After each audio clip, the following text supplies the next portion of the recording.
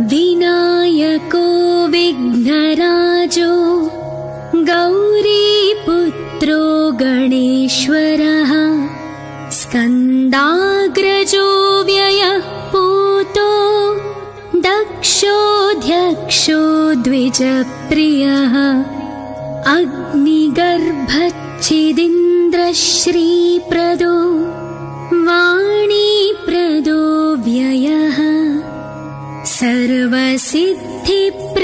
शर्वतनयः शर्वरीप्रियः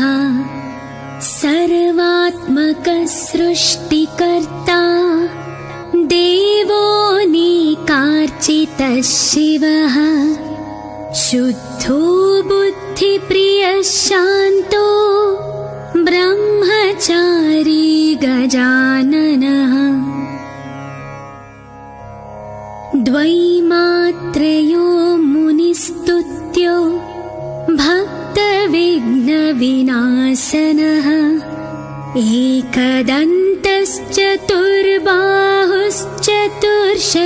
एकदन्तश्चतुर्बाहुश्चतुर्शक्तिसंयुतः लम्बोदरः शूर्पकर्णो हरिर्ब्रह्मविदुत्तमः कालोग्रहपतिः कामी सोमसूर्याग्निलोचनः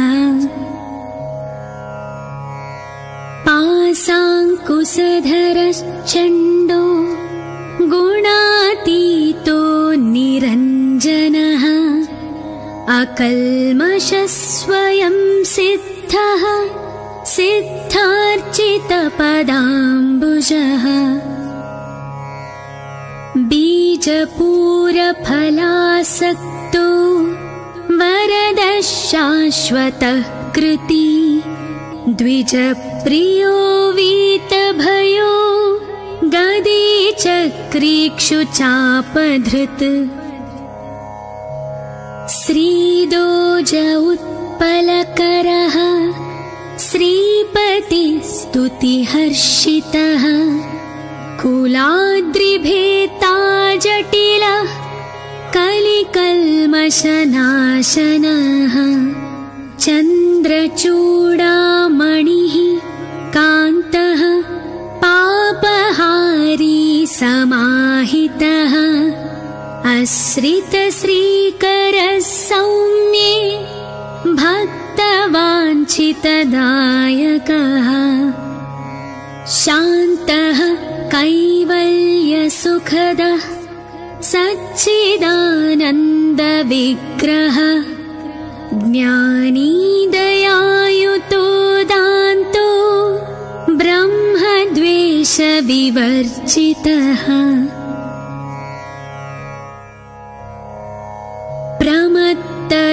प्रमत्तदैत्यभयदः श्रीकण्ठो विबुधेश्वरः रमार्चितो विधिर्नागराजयज्ञोपवीतवान् स्थूलकण्ठः स्वयं कर्ता सामघोषप्रियः परः स्थूलतुण्डोऽग्रणीर्धीरो वागीशः सिद्धिदायकः दूर्वाबिल्वप्रियो व्यक्तमूर्तिरद्भुतमूर्तिमान्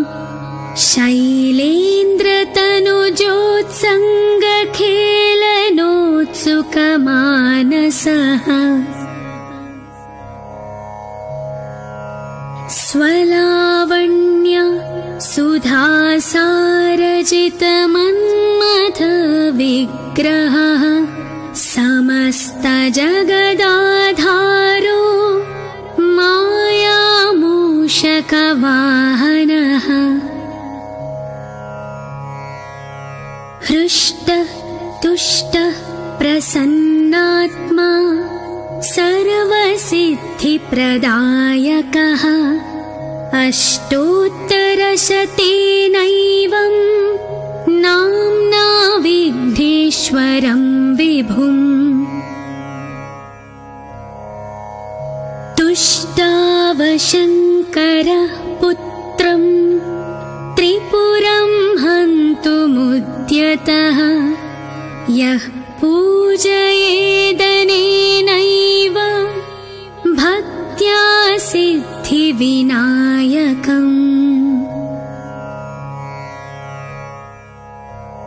दूर्वादलैः बिल्वपत्रैः पुष्पैर्वा चन्दनाक्षतैः सर्वान् कामानवाप्नोति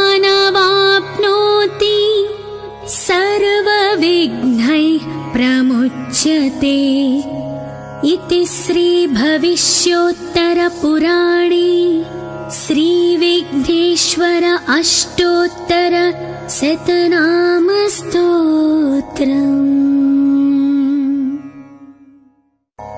विनायको विघ्नराजो गौरीपुत्रो गणेश्वरः स्कन्दाग्रजो व्ययः पूतो दक्षोऽध्यक्षो द्विजप्रियः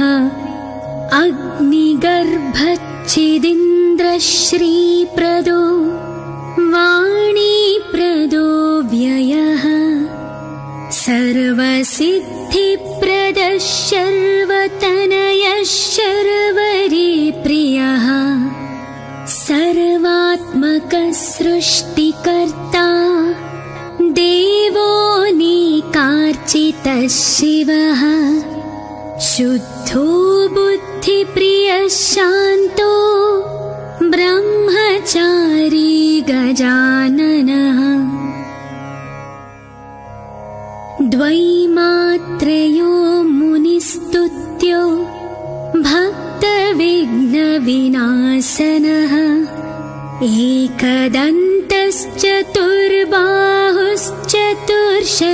एकदन्तश्चतुर्बाहुश्चतुर्शक्तिसंयुतः लम्बोदरः शूर्पकर्णो हरिर्ब्रह्मविदुत्तमः कालो ग्रहपतिः कामी सोमसूर्याग्निलोचनः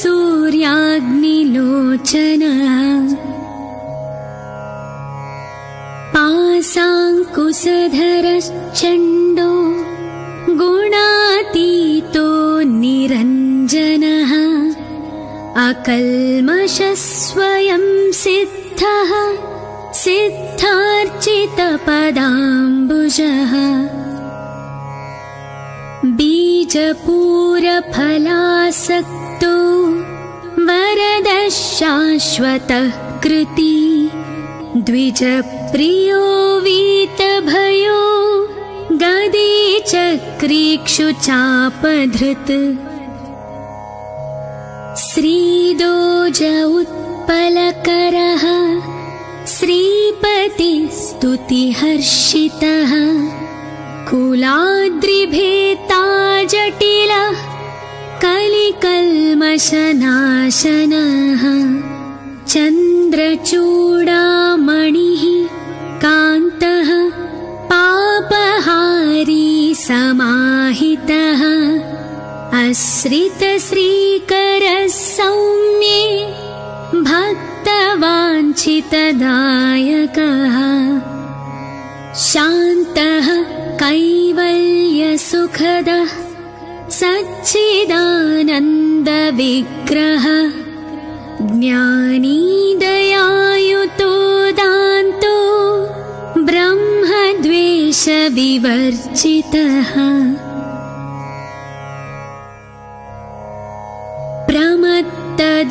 प्रमत्तदैत्यभयदः श्रीकण्ठो विबुधेश्वरः रमार्चितो विधिर्नागराजयज्ञोपवीतवान् स्थूलकण्ठः स्वयं कर्ता सामघोषप्रियः परः स्थूलतुण्डोऽग्रणीर्धीरो वागीश सिद्धिदायकः दूर्वा बिल्वप्रियो व्यक्त अद्भुतमूर्तिमान् शैलेन्द्रतनुजोत्सङ्गखेलनोत्सुकमानसः स्वलावण्य सुधासारजितमन्मथविग्रहः समस्तजगदाधारो मायामूषकवाहनः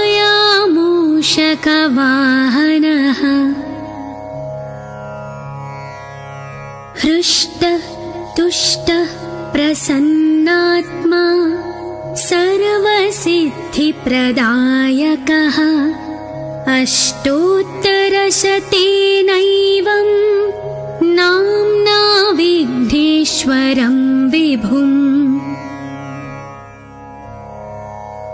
तुष्टावशङ्करः पुत्रं त्रिपुरं हन्तुमुद्यतः यः पूजयेदनेनैव भक्त्या सिद्धिविनायकम्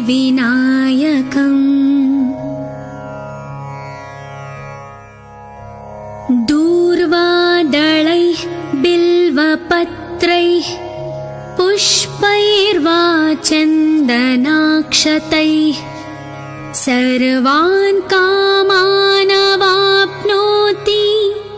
सर्वविघ्नैः प्रमुच्यते इति श्रीभविष्योत्तरपुराणे श्रीविघ्नेश्वर अष्टोत्तर शतनामस्तोत्रम्।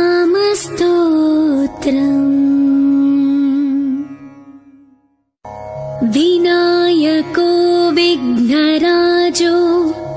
गौरीपुत्रो गणेश्वरः स्कन्दाग्रजो व्ययः पूतो दक्षोऽध्यक्षो द्विजप्रियः अग्निगर्भच्छिदिन्द्रश्रीप्रदो वाणीप्रदो व्ययः सर्वसिद्धिप्रदः शर्वतनयः शर्वरीप्रियः सर्वात्मकः सृष्टिकर्ता देवोऽनेकार्चितः शिवः शुद्धो बुद्धिप्रियः शान्तो ब्रह्मचारी गजाननः द्वैमात्रयो मुनिस्तुत्यो भक्तविघ्नविनाशनः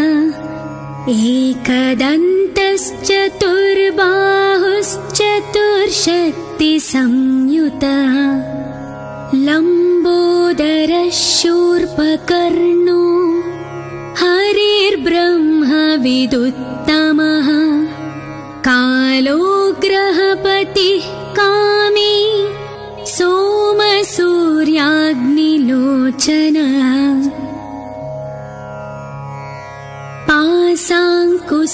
पाशाङ्कुशधरश्चण्डो गुणातीतो निरञ्जनः अकल्मषः स्वयं सिद्धः सिद्धार्चितपदाम्बुजः बीजपूरफलासक्तो वरदः शाश्वतः कृती द्विजप्रियो वीतभयो गदीचक्रीक्षुचापधृत् श्रीदोज उत्पलकरः श्रीपतिस्तुतिहर्षितः कुलाद्रिभेता जटिलः कलिकल्मषनाशनः चन्द्रचूडामणिः कान्तः पापहारी समाहितः आश्रितश्रीकरः सौम्ये भक्तवाञ्छितदायकः शान्तः कैवल्यसुखदः सच्चिदानन्दविग्रहः ज्ञानी दयायुतो दान्तो ब्रह्मद्वेषविवर्जितः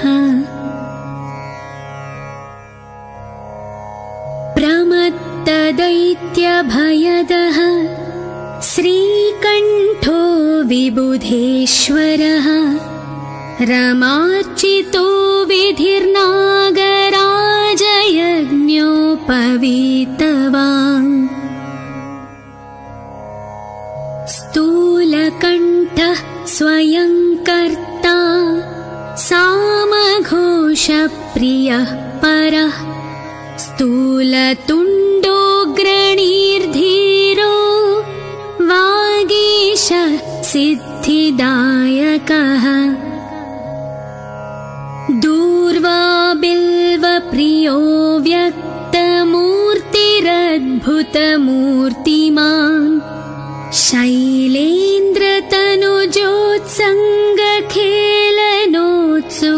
शैलेन्द्रतनुजोत्सङ्गखेलनोत्सुकमानसः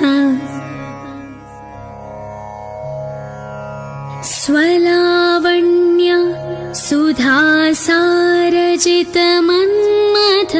सुधासारजितमन्मथविग्रहः समस्तजगदाधारो मायामूषकवाहनः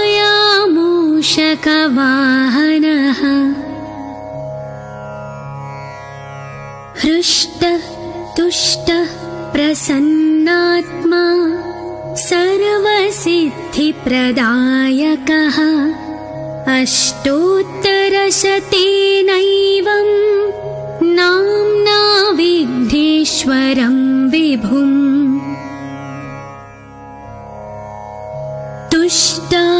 तुष्टावशङ्करः पुत्रं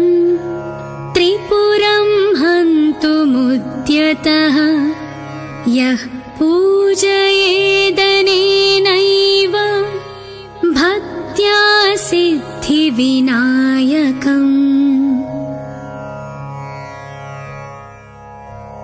दूर्वादलैः बिल्वपत्रैः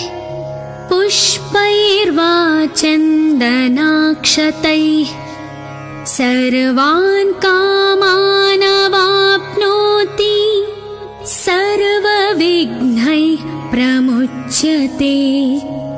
इति श्रीभविष्योत्तरपुराणे श्रीविघ्नेश्वर अष्टोत्तर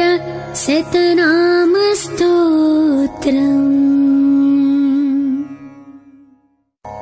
विनायको विघ्नराजो गौरीपुत्रो गणेश्वरः स्कन्दाग्रजो व्ययः पूतो दक्षोऽध्यक्षो द्विजप्रियः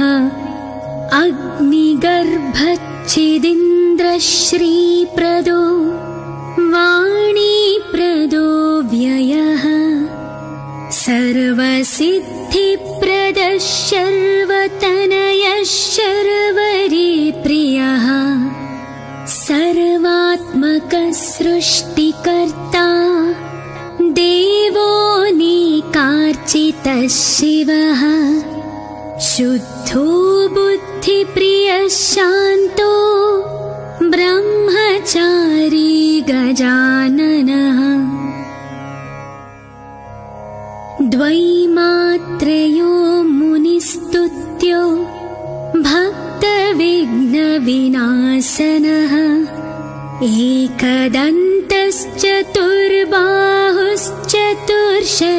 एकदन्तश्चतुर्बाहुश्चतुर्शक्तिसंयुतः लम्बोदरः शूर्पकर्णो हरिर्ब्रह्मविदुत्तमः कालोग्रहपतिः कामी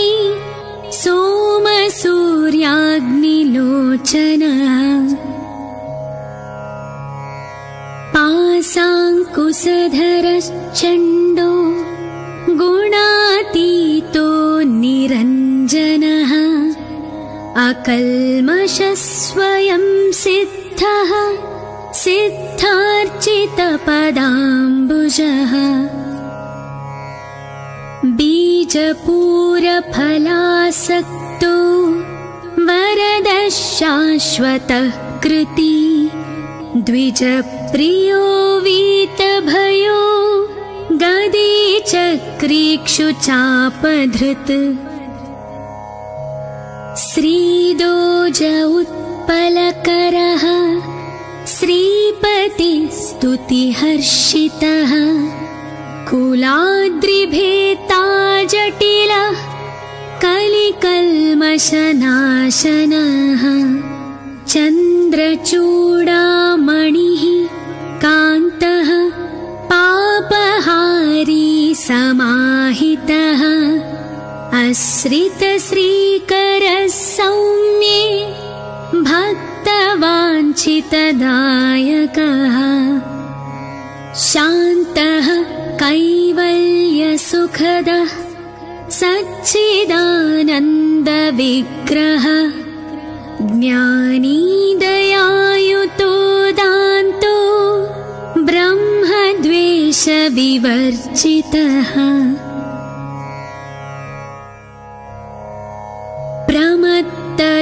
प्रमत्तदैत्यभयदः श्रीकण्ठो विबुधेश्वरः रमार्चितो विधिर्नागराजयज्ञोपवीतवान् स्थूलकण्ठः स्वयं कर्ता सामघोषप्रियः परः स्थूलतुण्डोऽग्रणीर्धीरो वागीश सिद्धिदायकः दूर्वा बिल्वप्रियो व्यक्तमूर्तिरद्भुतमूर्तिमान्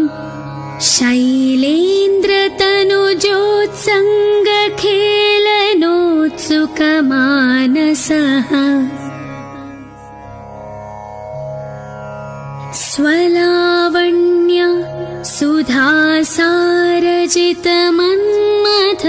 सुधासारजितमन्मथविग्रहः समस्तजगदाधारो मायामूषकवाहनः हृष्टः तुष्टः प्रसन्नात्मा सर्वसिद्धिप्रदायकः अष्टोत्तरशतेनैवं नाम्ना विघ्नेश्वरं विभुम्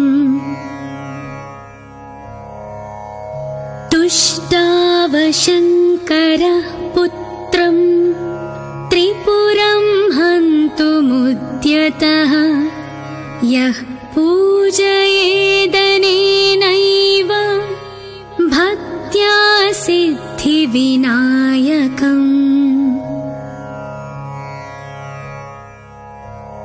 दूर्वादलैः बिल्वपत्रैः पुष्पैर्वा चन्दनाक्षतैः सर्वान् कामानवाप्नोति सर्वविघ्नैः प्रमुच्यते इति श्रीभविष्योत्तरपुराणे श्रीविघ्नेश्वर अष्टोत्तर शतनामस्तोत्रम्।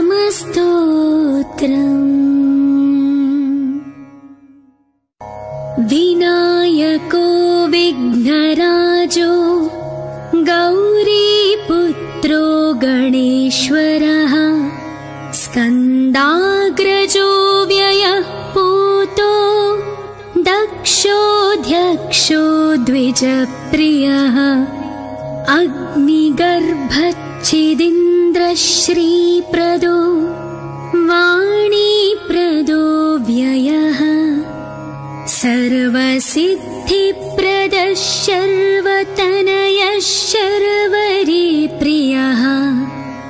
सर्वात्मकः सृष्टिकर्ता देवोऽनेकार्चितः शिवः शुद्धो बुद्धिप्रियः शान्तो ब्रह्मचारी गजाननः द्वैमात्रयो मुनिस्तुत्यो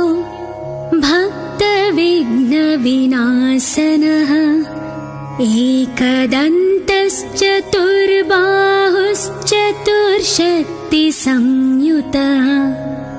लम्बोदरः शूर्पकर्णो हरिर्ब्रह्मविदुत्तमः कालोग्रहपतिः कामी सोमसूर्याग्निलोचनः पासाङ्कुशधरश्चण्डो गुणातीतो निरञ्जनः अकल्मषः स्वयं सिद्धः सिद्धार्चितपदाम्बुजः बीजपूरफलासक्तो वरदः शाश्वतः कृती द्विजप्रियो वीतभयो गदीचक्रीक्षुचापधृत् श्रीदोज उत्पलकरः श्रीपतिस्तुतिहर्षितः कुलाद्रिभेता जटिलः कलिकल्मषनाशनः चन्द्रचूडामणिः कान्तः पापहारी समाहितः आश्रितश्रीकरः सौम्ये भक्तवाञ्छितदायकः शान्तः कैवल्यसुखदः सच्चिदानन्दविग्रहः ज्ञानी दयायुतो दान्तो ब्रह्मद्वेषविवर्जितः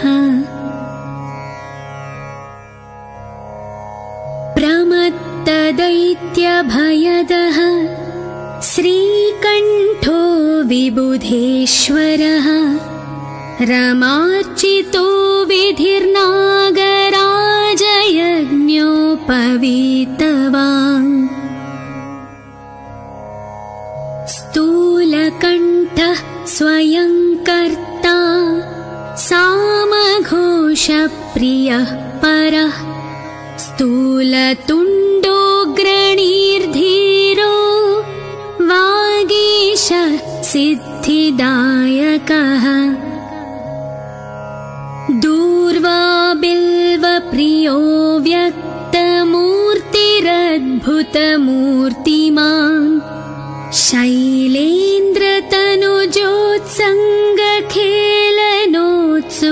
शैलेन्द्रतनुजोत्सङ्गखेलनोत्सुकमानसः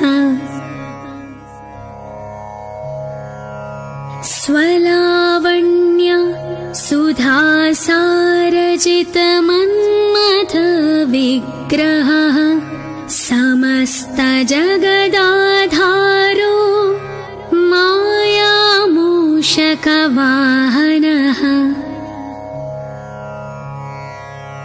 हृष्टः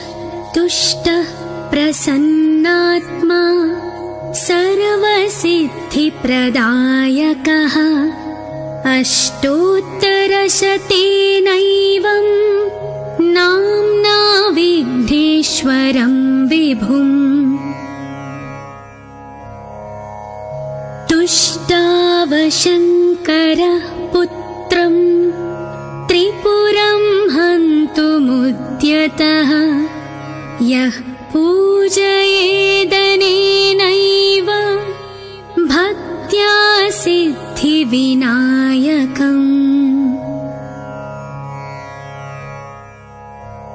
दूर्वादलैः बिल्वपत्रैः पुष्पैर्वा चन्दनाक्षतैः सर्वान् कामानवाप्नोति सर्वविघ्नैः प्रमुच्यते इति श्रीभविष्योत्तरपुराणे श्रीविघ्नेश्वर अष्टोत्तरशतनामस्तोत्रम्।